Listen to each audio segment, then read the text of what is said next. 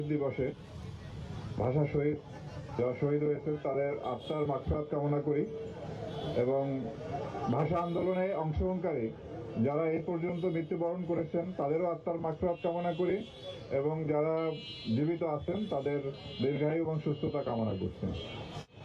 আর কয়েক ঘন্টা পরেই রাত 12টা 1 মিনিটে আমাদের এখানকার যে কার্যক্রম সেটি শুরু হবে। তো আমরা এই অনুষ্ঠানটি সুন্দর এবং সুষ্ঠুভাবে সম্পন্ন করার জন্য, নিরাপদ রাখার জন্য সব ধরনের ব্যবস্থাই রেখেছি। অন্যান্য সকল আইন শৃঙ্খলা রক্ষাকারী বাহিনীর সাথে সমন্বয় করে র্যাপিড অ্যাকশন ব্যাটালিয়নও আমাদের ফোর্স এখানে মোতায়েন করেছি।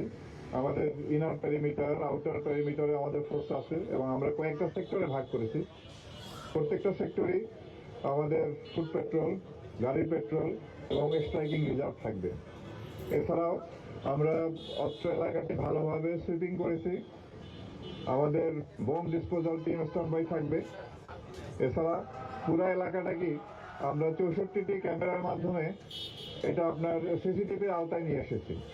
তো আমরা আশা করি যে পরিমাণ নিরাপত্তা ব্যবস্থা আমরা গ্রহণ করেছি তা আমরা নিরাপত্তার সাথে নিরাপদেই এই অনুষ্ঠানটি সম্পন্ন করতে পারবো এবং পাশাপাশি আমরা সারা দেশব্যাপী, আপনারা জানেন যে ভাষা শহীদদের প্রতি গভীর শ্রদ্ধা নিবেদন করা হয়। তো আমরা সারা দেশেই আমরা পর্যাপ্ত নিরাপত্তা ব্যবস্থা গ্রহণ করেছি। তো ইনশাল্লাহ ভালোভাবে আমরা আমাদের এই কার্যক্রম সম্পন্ন করতে পারবো। তো আমি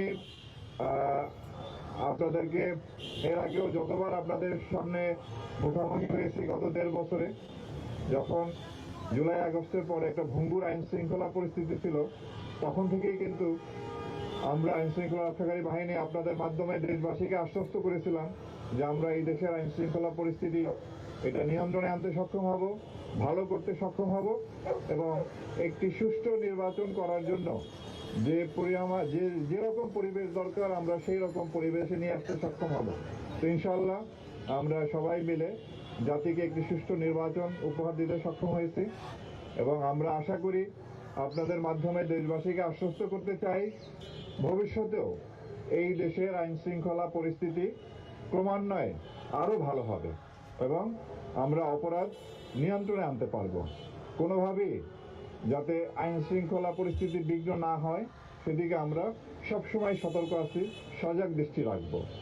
আমরা আপনাদের কাছে দৃঢ়ভাবে বলতে চাই যে দাবি আদায়ের নামে কিংবা আন্দোলনের নামে সাধারণ জনগণকে তাদের উপরে জুলুম করা বা তাদেরকে জিম্মি করে কোনো ধরনের কার্যক্রম আমরা হতে দেব না। আমরা চাই এই দেশের মানুষ নির্বিঘ্নে চলাফেরা করবে, তাদের যে স্বাভাবিক জীবনযাপনের যে প্রক্রিয়া কার্যক্রম সেখানে যেন কোনো রকম বাধা না আসে সেই জন্য আমরা সজাগ দৃষ্টি রাখবো।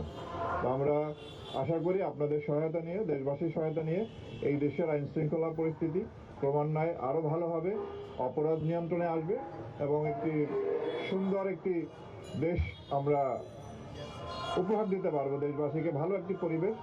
সেই আশাবাদ ব্যক্ত করে আমার বক্তব্য শেষ করছি।